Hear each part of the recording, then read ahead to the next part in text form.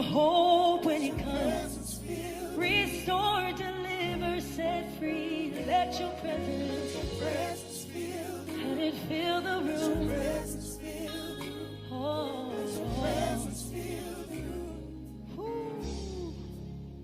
we're so grateful that Jeremiah 33:3 simply says, call to me and I will answer you, and I will show you great and mighty things which you know not of. And I'm so grateful that if we have questions, if we've been seeking God for answers, that He already has all the answers that we need. He knows everything that we've been crying out for, that we've been believing God for. Good evening, everybody, and welcome to another Heart to Heart talk show. We need you, Jesus. Started in the pandemic, that you're a father that hears us. In a time of uncertainty, hears his babies calling out to him. Great You come running to see tribulation, as it were, when we call upon your name. Great confusion, And so we're going to just sing that one brokenness, more time. Just tell him tonight, we pain, need you, Jesus. Sing, and we loss. We started in a time when the world didn't know much about video conferencing. Started in a time when churches were closed. There was a pandemic, death was all around, sorrow, great fear. Nations were crippled. Airlines were crippled. Cruise ships had to stop. All the money we had in the world could not help. Toilet paper was more valuable than money. Oxygen took on new value. So we made it through time that we have never seen before in our generation, and I doubt we will ever see this again, this time called the pandemic. It was in this time that the Heart to Heart talk show was birthed. As its name suggests, an opportunity for the heart to connect horizontally with the hearts of other human beings, and also, even greater, for our hearts to connect with the heart of the Father. It's an intimate talk. It's a up in your face. It's a truth. Over that time period, we have had numerous stories of brokenness to triumph, shame to glory, darkness to light. Here tonight, we have a continuation of the writing of another story, putting together that complete masterpiece canvas, pointing to the goodness of God, the ability of God to keep, preserve, turn around. He is able to do exceedingly, abundantly, above all we could ever think or ask, despite what the enemy may throw at us. Tonight, we have not a survivor, but an overcomer, Raefi and Earl. She is a woman of God that believes only with Christ all things are possible. Raefi motivates young women and men to be their true self. She does peer counseling in juvenile delinquency and spiritual social facilitation. She's also certified in management, having 5 years of management, leadership in business, process outsourcing experience, facilitating all ages. She loves the Bible. She affirms 1 Corinthians 2:9, what no eye has seen, nor ear heard, nor the heart of man imagined, what God hath prepared for those who love him.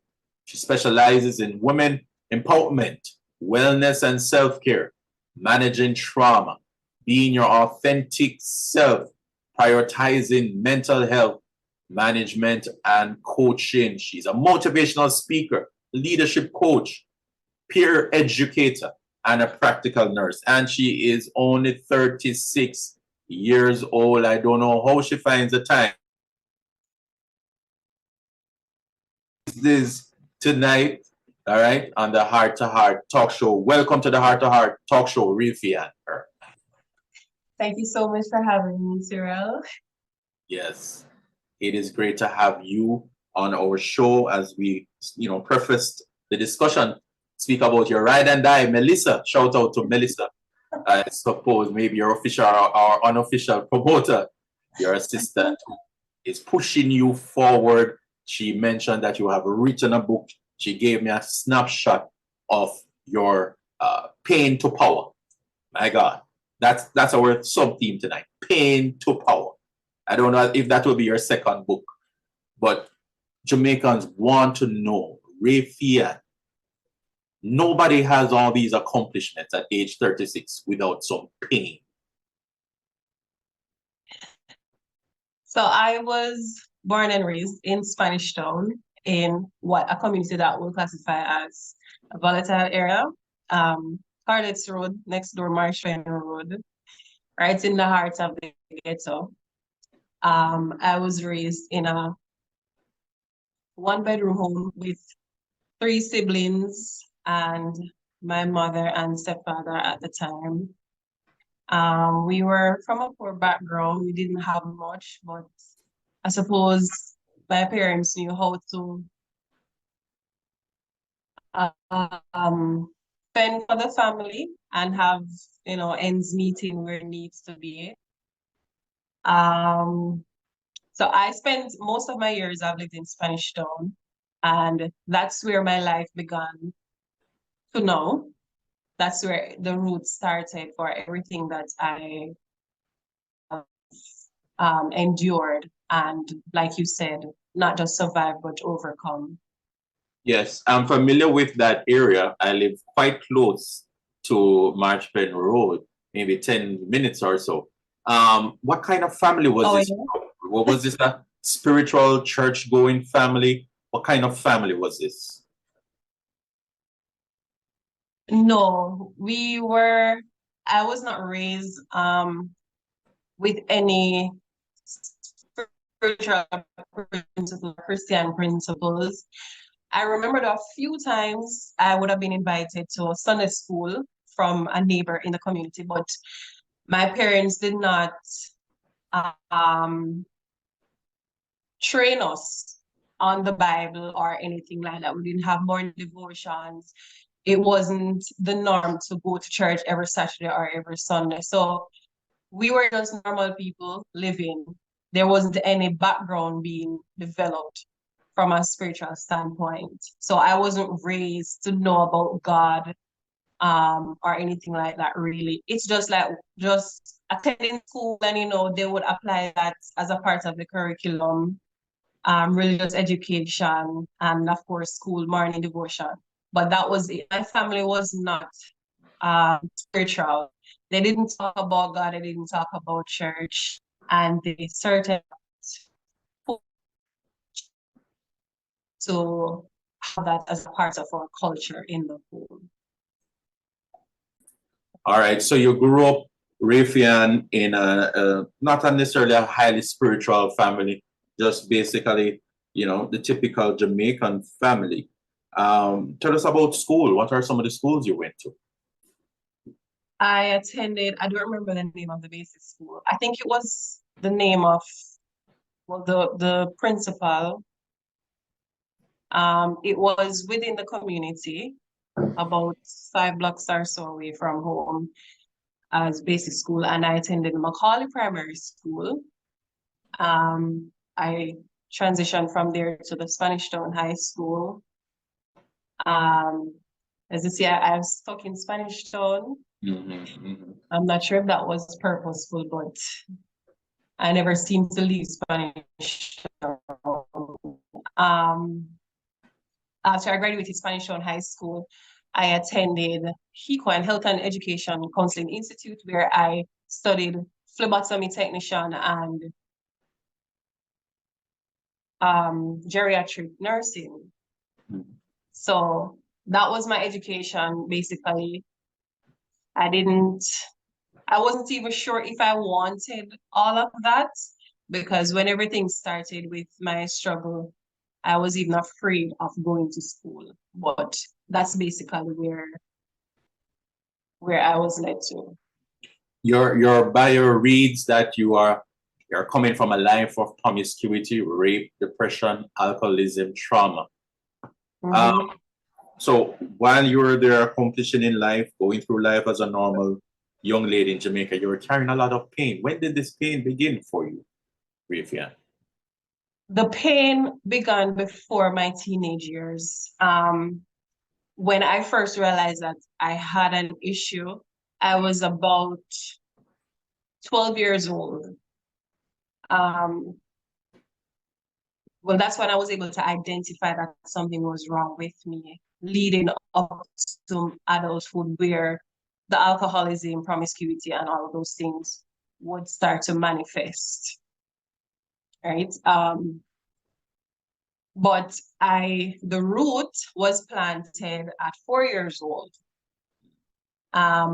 That's when I was pushed into a state of, how would I put it? Not being able to make my own decision, not being able to express or to understand for myself what was happening to me, what was right, what was wrong. I was basically forced into becoming somebody else to satisfy the needs of another person, of an adult. So basically you were raped, molested at age 4. Right. So the rape began at 4 years old, to my memory. And it continued for a few years. I remember in that household at 4 years old, it would have continued until I was about 8 years old, before we would relocate to a different community. During that time, it was quite consistent. The rape was very consistent. And remember, I told you it was a 1-bedroom home, which means there was limited room for privacy, which you would think that everybody would see everything that's happening, and any sound that would be made, you would hear it. But unfortunately, for me, it seems as if I was too silent. And when I was being molested, it was done extremely discreetly, that nobody, not even my mother, would sense that something was wrong. And it happened for every time, every opportunity that my mother's boyfriend would get, he would take advantage of me. Even if my mother was there laying on the same bed sleeping, he would be molested. And you can only imagine when she's not home, whether she's gone to work or she's at the neighbors, wherever, every bit of opportunity he took it. And that also took away from my childhood. I was pulled away from being a child. I was pulled away from playing with other children, pulled away from doing homework, pulled away from just being a normal person, a normal kid that wants to live a normal life. I was pulled away just so he could satisfy himself with my body. What were some of the things you were thinking about yourself during this period? I know a lot of ladies say, they're numb to this. They don't know what's happening. Some think it's normal. They don't know how to react. What was happening in your mind? I didn't know how to react. I felt like somehow I didn't think it was right. But then, if he's doing this thing to me, how can it be wrong? And I was raised in a household where I was not allowed to express myself. I was not allowed to express my emotions. I couldn't really say what was happening to me.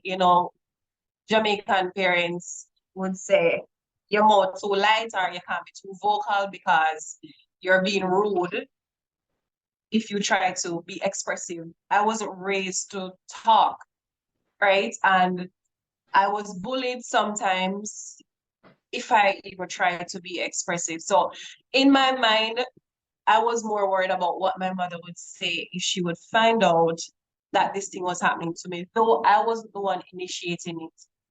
I was afraid of the feedback that I would get. I was afraid that her boyfriend would somehow want to physically abuse me on top of what he was already doing.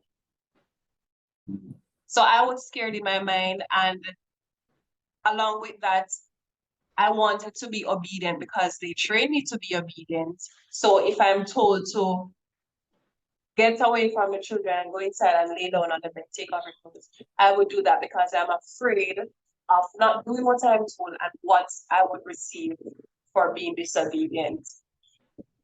But I didn't know that it was actually okay to tell somebody what was happening to me. But I know for sure that I was afraid to speak out about it. Did anyone notice any change in your behavior or any consequences of the molestation, like an aunt, a friend, teacher?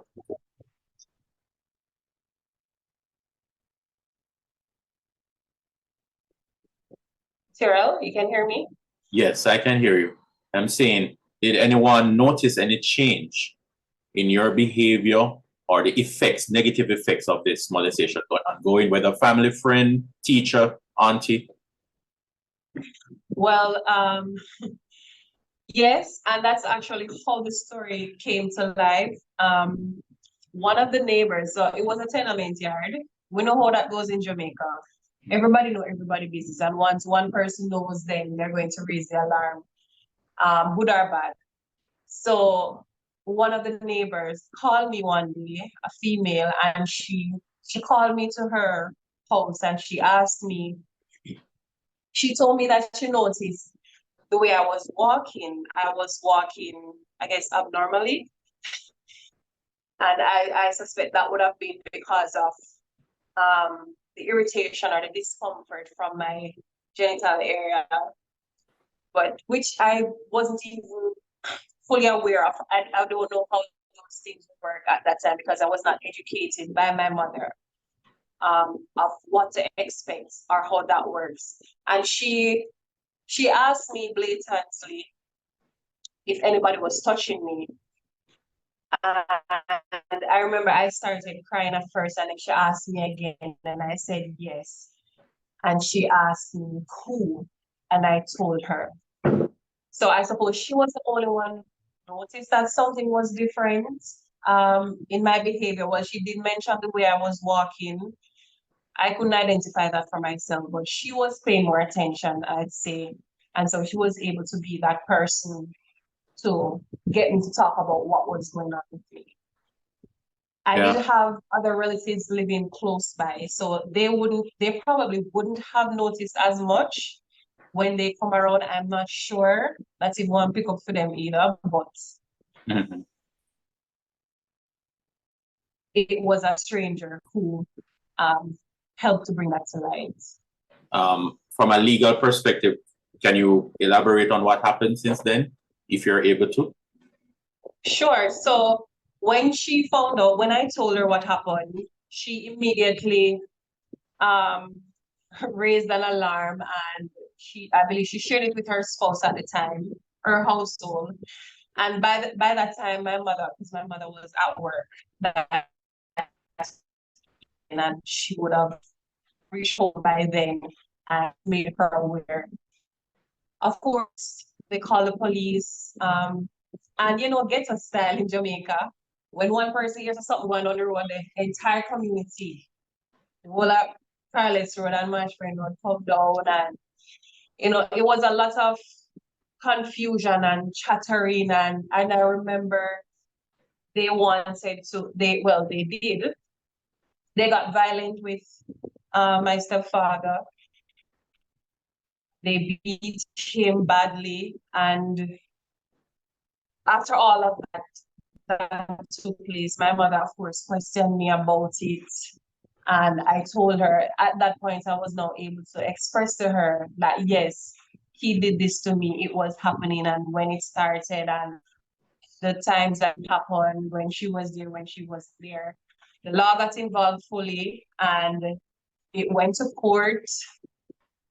Unfortunately for me, which I still don't understand, but he was never convicted. And I suppose I was too young to be told of the details of what they were looking for that they did not get, that would cause him to not be convicted, and then he was set free. And then I realized that I had to live with that for the rest of my life. And then I started feeling like, maybe I was wrong for speaking out. Maybe it was wrong of me to admit when I was asked a question that something was happening to me. That's how I felt at the time.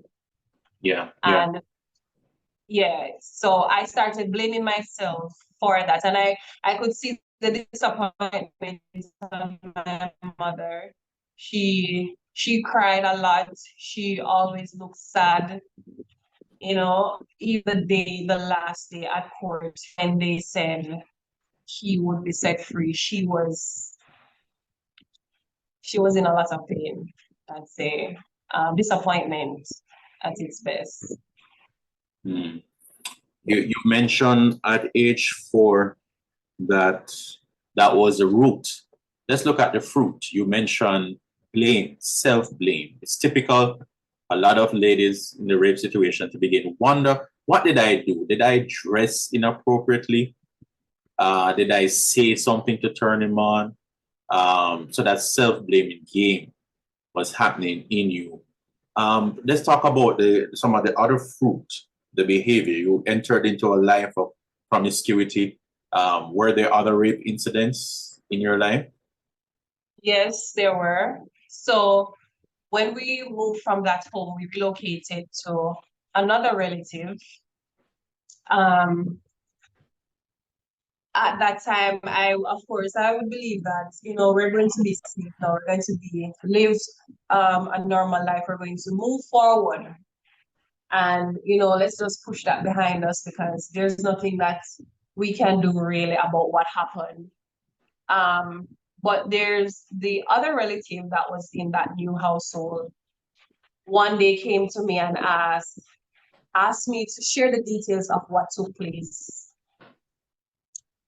And to my surprise, in sharing what happened, he wanted me to demonstrate with him exactly what happened. And that's when I realized that history was not repeating itself.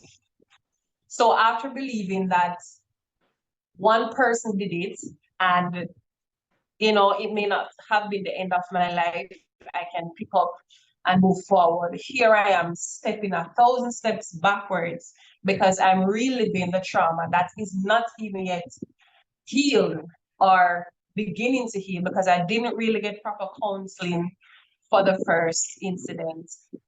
And then this man had me undressing myself and putting me in a position for him to have sex with me.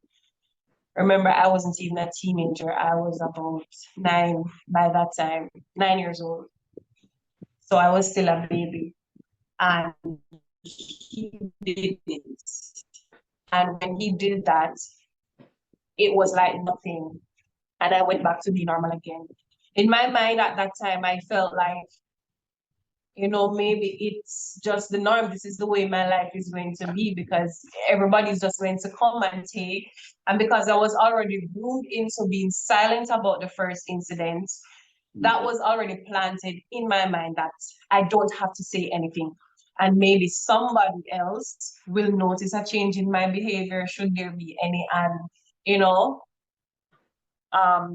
push me to speak up about it. And to be honest with you, I never spoke about it until about maybe 2 years ago. That's how silent I've been about it. And that was the second one. The third one, after I had to leave that home, and I remember I went to live with my grandmother. And then because my grandmother was not equipped mentally or emotionally to deal with my trauma, to deal with my rebelliousness and all of that, I had to move back to my mother's house.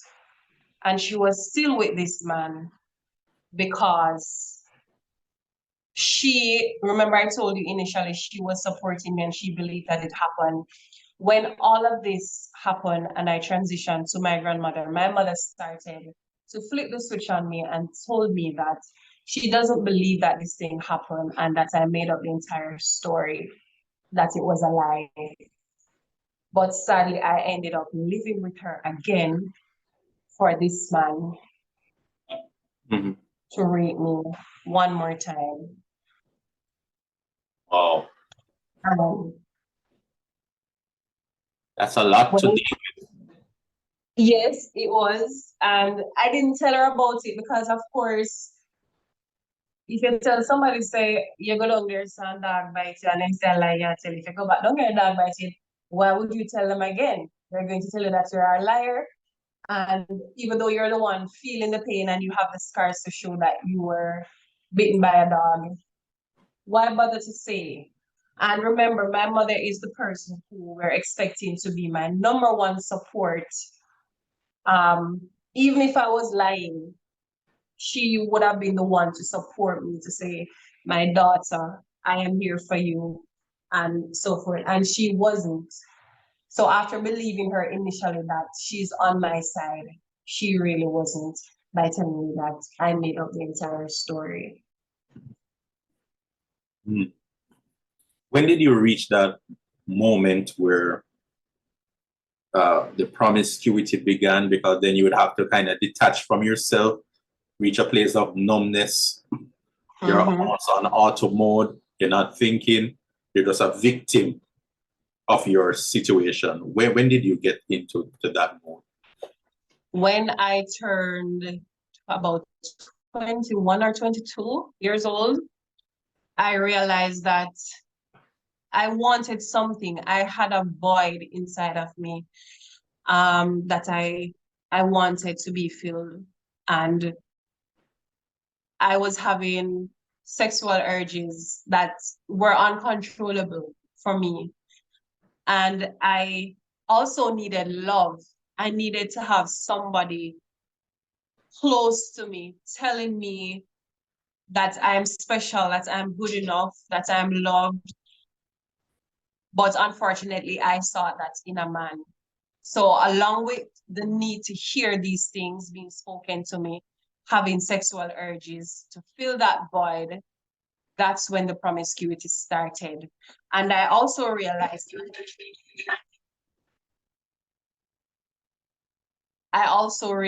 that even if I found a man who I could possibly settle down with, as soon as I felt like he was not feeding me what I needed or fulfilling my expectations, I would step out on that relationship.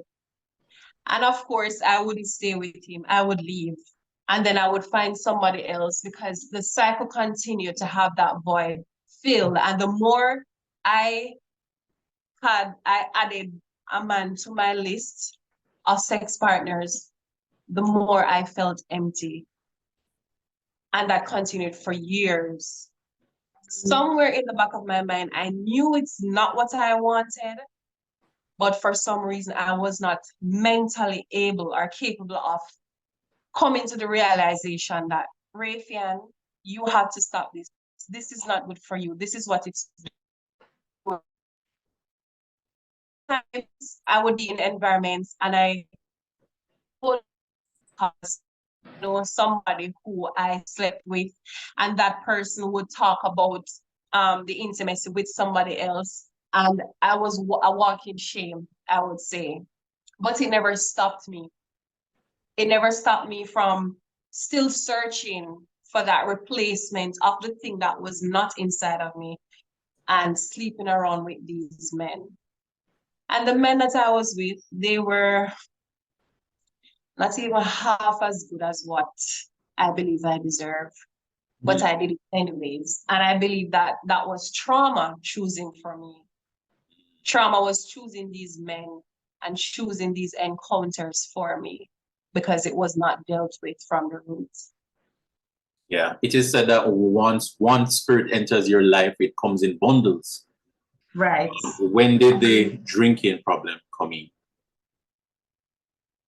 Between all of the promiscuity. So I wanted to So one method was not good enough. Sex was not good enough. And sometimes I realized that because I didn't really like that person enough, I wanted to feel numb because I still wanted the sex, but I didn't really want it from that person. So what could I do to complete this encounter? And so I would get a drink. And in getting a drink, I realized that I get the numbness that I wanted that would allow me to have that intimacy. And it worked for me. And I say, you know what? I'm just going to drink. And it was extended to even my job. I needed to function at my job effectively. And a lot of days I was not able to do that unless I was having a drink. Whether I had to step out of production, sometimes I would take the drink to production with me because I felt like I would not be able to function effectively if I'm not high. And trust me, a lot of the times they didn't even know that I was high. They thought that, oh, I was this perky girl and I'm sociable and I can do this and I can do that. Not knowing that it wasn't really me. It was the rum. Yeah. The rum was doing it for me. And I took advantage of that as often as I needed to. So that's how the alcoholism. So when I realized that that method worked for me, I kept it and I fed myself with it daily. Sometimes I go to the supermarket to pick up groceries. There's no way, no matter how much money I get from a pay or what I have left, I have to get a drink. I have to buy a bottle of something to put in my house to drink because I needed that numbness. When I can't sleep at night, when I can't go through the day, even on my days off, I'm home alone, I had to have a drink. And so the two became one. Yeah. Some would describe that maybe as a classic case of clinical depression. Being depressed, finding things to cover over the pain, just like Adam and Eve had fig leaves to cover their nakedness, Right. their shame. Their nakedness. And wow, so you tried suicide also. When did these suicidal ideations come about? I remember the first time I tried, I was at my mother's house. I tried it, but I was so afraid because I'm thinking, this is coming with too much pain. I don't really want to feel anything. But I did try it. I took pills to overdose. I don't know, but the Lord did make it work. And I started self-harming and I practiced self-harm so much it became a part of the combination of the drinking and the sex. So this is the trend. If I had sex with somebody tonight, by the time they leave, of course, I didn't feel satisfied. I didn't feel complete. I didn't have that wholeness. And I would have had the drink before the sex and have the drink after the sex because I want to clear that out of my head so much. I needed to get high again. And then when I realized what I was doing, I felt filthy, disgusted by my own actions. And I started the self-blame all over again. And that's when I self-harm, giving myself many scars on both hands. And I would just watch myself bleeding.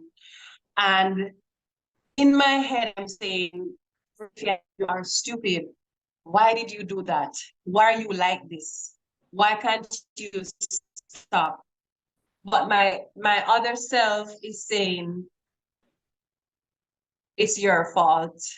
Yeah. It's your fault. You love the sex. You love to drink. You love to see the blood flowing on your flesh. It's your fault. Remember, you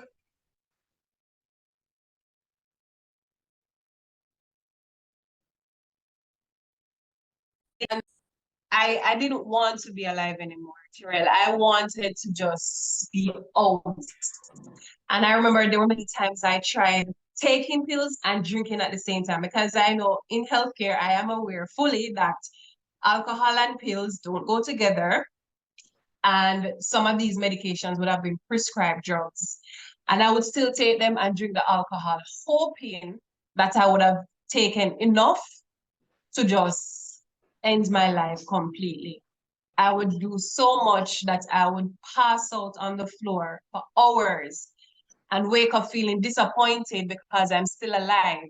And that's not really what I wanted, because in being alive, it means that the cycle is continuing. My mind is still at a place of being raped by my mother's boyfriend, by my uncle, by my mother's boyfriend again, my mother telling me that I'm a liar and I made up the entire story. All of those things, these men that I was being promiscuous, I'm hearing them in my head telling me, you're not good enough. Nobody's going to marry you. I wouldn't want you to be my wife. I would introduce you to and take you out. All of those things were constantly running in my mind. I didn't want to live with that. I really didn't, because I couldn't bear it. And that it led me into the depression. And I was already doing these practices, and then falling into depression only made the habits worse. Yeah. And the more I did it, the worse I felt, but I never stopped. I continued. When did your turn begin? How did the God factor come into your life? Say that again? When did your turnaround begin? How did God get a hold of you? After the depression, it got severely bad.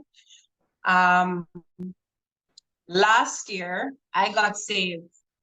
And I wouldn't say it was necessarily by choice. I was in a party, and I had a friend that was very ill and dying. And that person was becoming my best friend. And I realized that all the people that I've shared my story with and shared my experiences of being depressed and all of those things that I encountered, this person was the one who really showed me that I don't have to be my circumstance. I don't have to die because I am struggling with trauma. So I invested in a friendship with this person, and they were helping me. They were encouraging me to get therapy, which I actually started.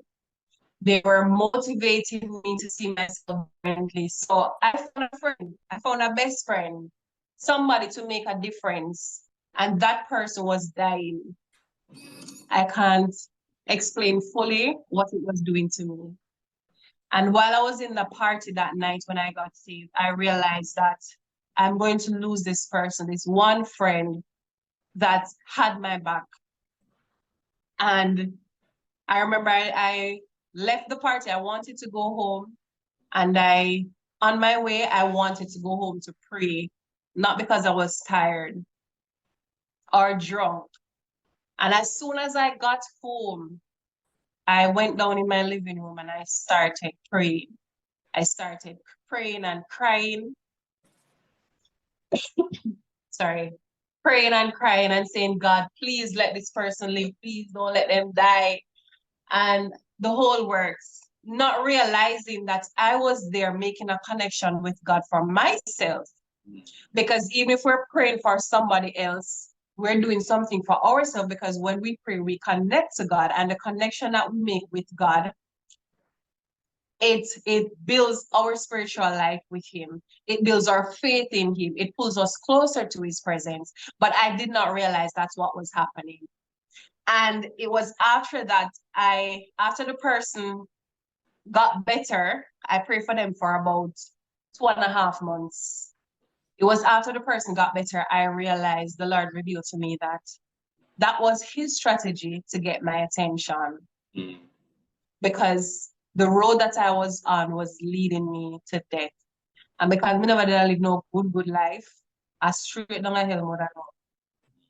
That was his strategy to gain my attention so that he can talk to me and give me that encounter that I need to re-identify Raefi, to rewrite the pages of my life, my story. And that's why I'm here this evening. And when I realized that's what God was doing with me, I just surrendered. Yeah. I surrendered completely. And I said, well, I'm too far into this now, so there's no going back. Because by that time, I was fully connected to God. I was fully embedded in his presence, and the encounter was so powerful. There was no way. There wasn't, the devil could attack in my ears day and night. There was no way my mind or my trauma could allow me to turn my face or to make a step backwards. And I said to God, I'm grateful for a second chance. I'm grateful that he could see me when I wasn't seeing myself, that he could love me when I hated myself. Yes. I didn't even want to look at myself in the mirror because what those men said to me, it was bad enough that I was sleeping around with them, but for them to turn around and tell me that I'm such a horrible person, I'm a horrible woman, I am nasty, I am filthy, I'm disgusting, I'm not good enough. I was grateful for the opportunity that God would rewrite the story and say, Raefi, the purpose that I have for you, it did not stop when you were 4 years old. This is just the beginning. Yeah. And that's how my journey started with God. And you have taken the time, Raefi, to put all of this in a book, upcoming book. I am not my mother's child. When will this book hit, and what can we expect from this book? This book is my baby. So, like you read my favorite scripture, eyes have not seen, ears have not heard. Nobody knows the plans that God has for me. And with that, he spoke to me and told me that I should write this book. This book is, as the title says, I'm not my mother's child. I'm really not my mother's child because I'm not that girl that was rejected. I am not a victim anymore. I am not promiscuous. I am not an alcoholic. I am not useless. I am favored. I'm loved. I'm valued. I have purpose. So I'm not the girl that would have been based on what my mother was raising me to be. So I put all the details of my life, the story, the trauma in that book. And it means a whole lot to me because it took a lot of boldness to write this book. It wasn't easy, and I had to relive moments, traumatic moments, and pen them out in the book. It's very special. And this book is available for this September, and it's going to be available for pre-order on Amazon.com. So everybody can run over there to pre-order. The details will be shared on my social media pages as well. Yeah. Yeah. Final 2 questions. Would you say you are a healed woman today? Would you say that you are a healed woman? Because I have a better understanding of what healing is, I would say I am still being healed. Because I also do not want to limit myself to healing, because a lot of people put that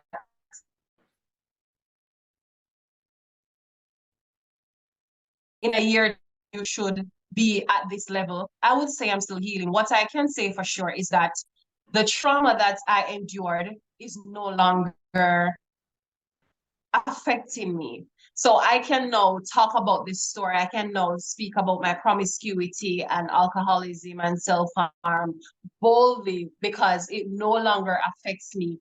Time gone by could never get me to do this. I would never speak about it. So if we want to say I'm healed in the sense where I can talk about it, yes, I can.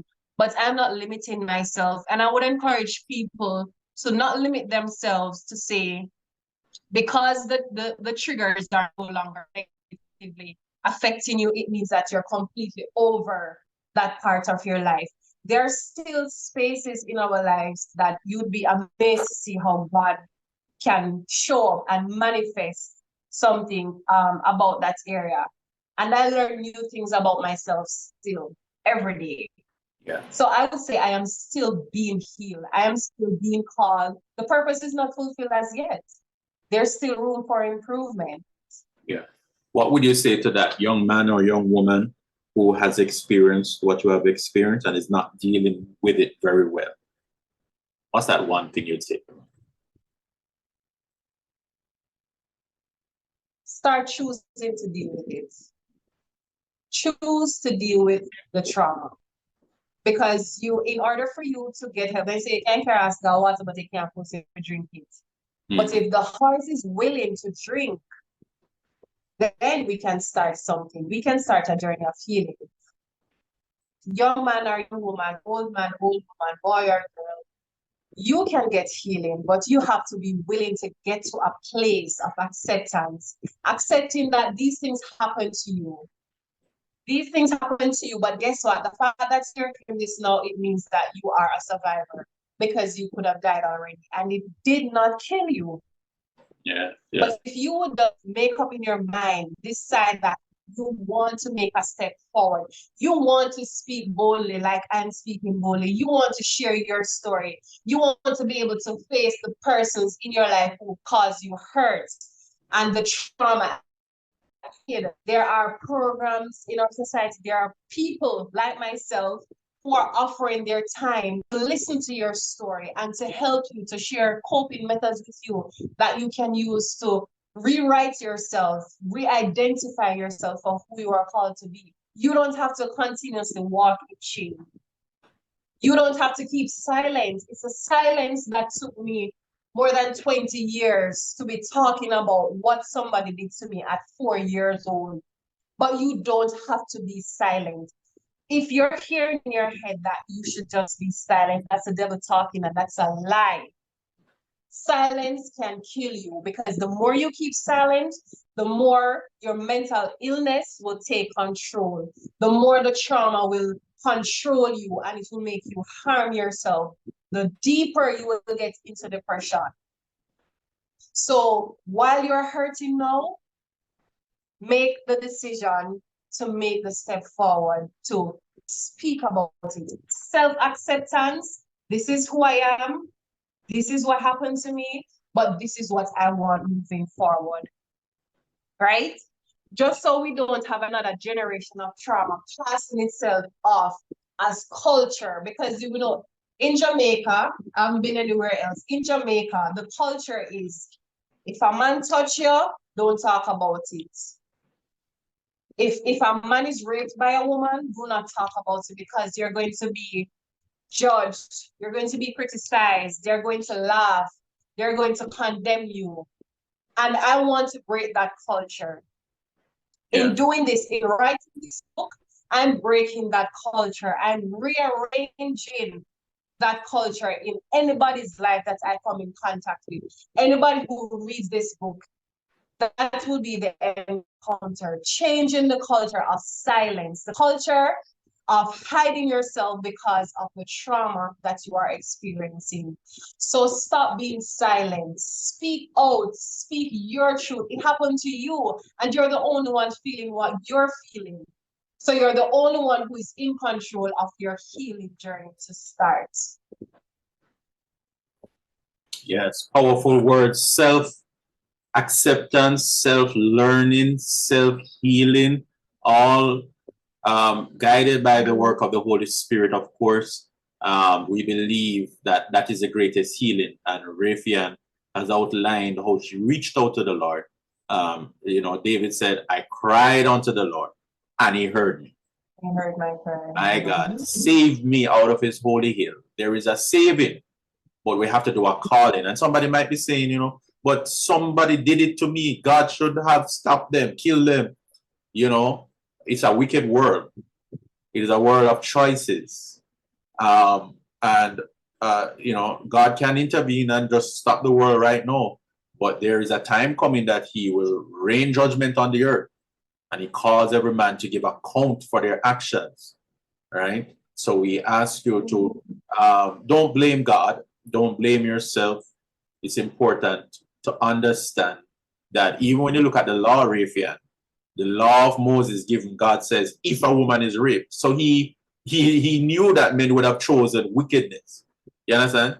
So he said, if a woman raped, these are the things you need to do. So even God knows that bad things will happen to innocent people. But he has made a provision called grace, healing, restoration. He himself, Jesus, was abused. He himself was laid down, embarrassed, stripped of his clothes, mocked, and went through horrible things for us. So even God himself subject himself to some things. But through it all, there is preservation, and you have been preserved. So we want to thank Raefi for coming into the Heart to Heart talk show tonight and being a walking testimony to the ability of God to save, to rescue, to change even young people, party going, even in the dance hall, to bring conviction, even at a club, a party, in the midst of the depression and suicide. I want to invite you to go on Amazon. There it is on your screen. Type in Raefi and Earl. Pre-order your book. Support her. I'm sure she's on TikTok. What else are you on, Raefi? Are you on Instagram? So on TikTok, it's no weapon 488. Okay. That's the username, and it's I am not my mother's child. Yes, yeah. That's the name of the page, right? Yeah. So the username no weapon 488. On Instagram it's I am not my mother's child. Right? I also have a email address. It's Raemel, that's RAEMEL 88 at gmail.com. A phone number is provided as well. It's 876-570-4743. And you can call that number straight or send a WhatsApp, whichever you choose. Okay. Thank you, Raefi, for coming in to the Heart to Heart talk show. We apologize, listeners. The internet was a bit challenging tonight, but through it all, we know you get the essence of the story. And we pray that this will be a blessing to you. You can share this in your youth groups as you normally do. It will be streamed, delayed broadcast on various affiliate radio stations, New York, Massachusetts, St. Catherine, Righteous Vibes Radio, Gospel Expression Radio. Also, we thank you for coming in. Mr. Nash will live stream this or delay stream it on the NPR station on YouTube. And we thank God for everyone. I believe Raefi is available to come to your workplace, come to your youth group, and to share that story of empowerment. Until then, next time, when we have another powerful story, Heart to Heart talk show, faith, family, fitness, fun, everything that your heart desires. God bless you in Jesus' name.